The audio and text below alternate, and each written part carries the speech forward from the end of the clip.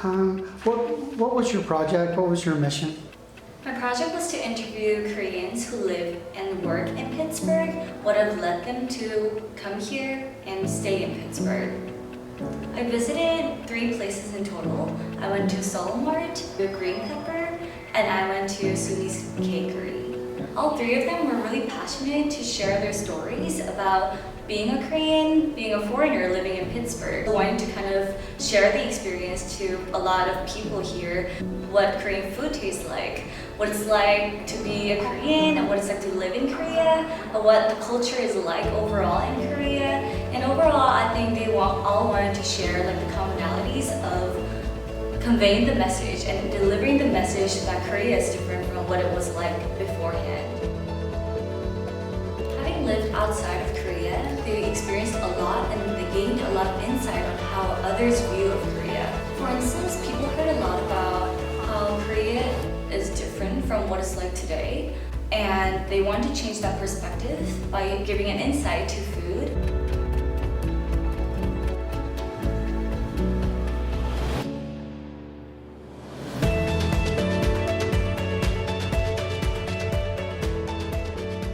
First person from Sumi's Cakery. She was such a nice person. She was really sweet and she was really kind. And she first came to Pittsburgh after she had married her husband, and they've been working and living here for almost 10 years. And they came here because of her husband's work. And she was really excited because she wanted to kind of live in somewhere different, and she wanted to kind of share that experience to foreigners about what she was doing at the time. And she was really passionate in terms of bakery. With her name, Sumi, she decided to create a bakery called Sumi's Cakery.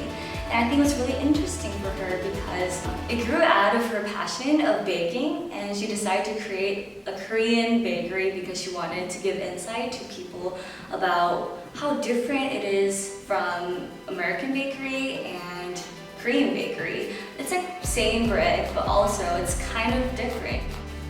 The second person I interviewed was an owner of Green Pepper, which is a Korean restaurant that has a lot of different types of Korean food.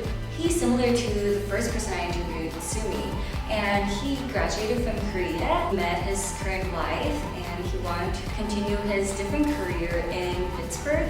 But an interesting thing was that he wasn't living in Pittsburgh for the first time. He went to a lot of different places. New Jersey, he went to Kentucky, he went to Ohio, he went to many different places in general. One interesting fact he told me that today is actually his 9th year anniversary because he started back in 2010, October 10th. So it's 10, 10, 10. And it's going to be his 10th year anniversary next year. And I thought that was really, really nice to hear.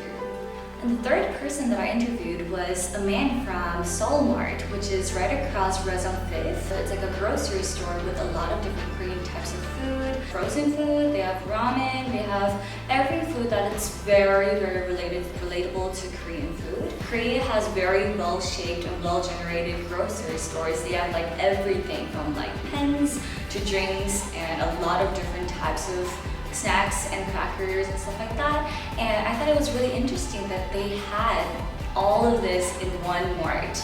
Are there any kind of particular observations or conclusions that you would draw from your experience of speaking with these 3 people?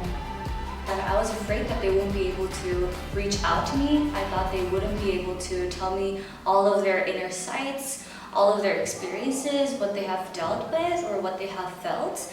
But thankfully, all 3 of them were really nice and kind enough to tell me everything and like almost deeper within themselves. And they shared actually a lot of experiences of what they felt as a foreigner. They all tried so hard and they were so passionate to continue this restaurant, bakery, and grocery store for almost 10 years in one single location in Pittsburgh. What confirmed your initial ideas and what contradicted your initial thoughts? They all wanted to continue on with their Korean identity. They wanted to spread their Korean identity to their younger generation, to their children, and they wanted to continue teaching them how to speak and learn Korean rather than continuing on with their American identity. A lot of people tend to lose their actual identity when they live in different locations because they tend to adapt to that culture and adapt to that experiences. However, all three of them really want to kind of pursue, and they're passionate enough to inform their surrounding people to continue on with their Korean identity with Korean food, restaurants, and stores. For instance, all three of them were really determined to keep the original recipe. For green pepper, I thought they might have adapted the recipe to suit the appetite of foreigners, but he actually told me that he decided to go the original recipe, the same way Koreans eat in Korea. Whether it's very spicy or not, whether it's very sweet or not, he decided to continue on so that other people can actually adapt to our Korean appetite. I'll ask you a question. How do you feel to be part of the Korean community in Pittsburgh or in the USA? I knew the Korean community had a significant presence within Carnegie Mellon University, but outside of Carnegie Mellon University, Korean community was actually bigger than I thought, and it actually had bigger presence and much more significant impact. Is there anything else you want to say or relate from the experience of doing those interviews? Anything either observational or anecdotal?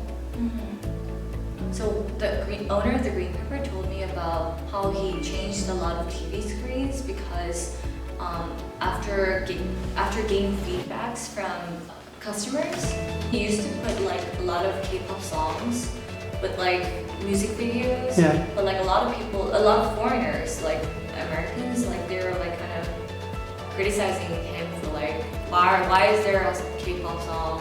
Why is there like such? So they wanted American stuff?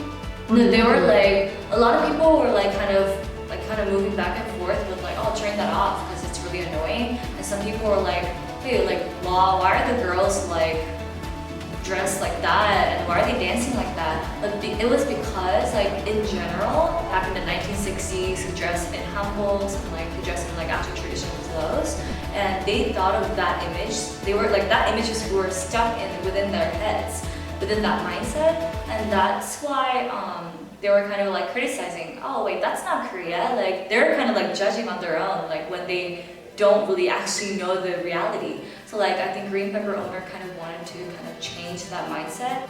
Korea has changed a lot. Like it's different from what you think it was back then when it was like all like war and stuff. Like they still think like we're really poor. So he wanted to kind of change that perspective by kind of continuously changing like the playlist of the songs and music videos to show that like Korea is different. And did he? You told me he offered you a job. You told me he offered you a job. Yeah. It was so funny because like I talked to him for 1 hour and 30 minutes, and I was just really thankful that he gave me that much of his time.